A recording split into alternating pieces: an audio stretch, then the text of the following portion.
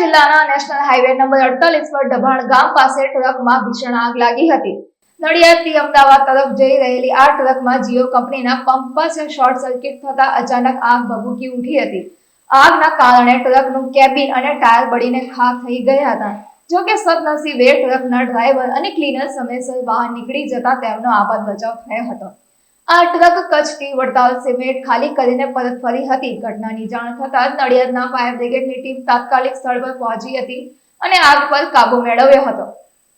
પરિચય મારું નામ અશોકાર શર્મા છે, નડિયાદ ફાયર બ્રિગેડ મહાનગરપાલિકા નડિયાદ। અશોકભાઈ, આ ઘટના બની, આગ લાગવાની ક્યાં આગળ બની, શું બની?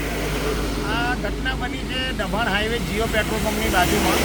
અમારા કંટ્રોલ રૂમમાં મેસેજ મળ્યો કે ભાઈ દબાણ હાઈવે ઉપર જીઓ પેટ્રોલ પંપની બાજુમાં એક ટ્રકમાં આગ લાગેલી છે। જે અમે અમારા વોટર બાઉઝર લઈને ઘટના સ્થળે પહોંચી ગયા અને આગ સંપૂર્ણપણે ઓલવી દીધું છે। ટ્રકની કેબિનને સંપૂર્ણપણે નુકસાન થયેલું છે અને એના 2 ટાયરો બી ફાટી ગયેલા છે અને બીજું કંઈ જાનમાલનું નુકસાન છે નહીં। ટ્રક આપણે વડતાલ સિમેન્ટ ખાલી કરી નડિયાદ હતી, એના ડ્રાઈવર સહી સલામત ઉતરી ગયા છે, કોઈને જાનહાનિ થઈ નહીં।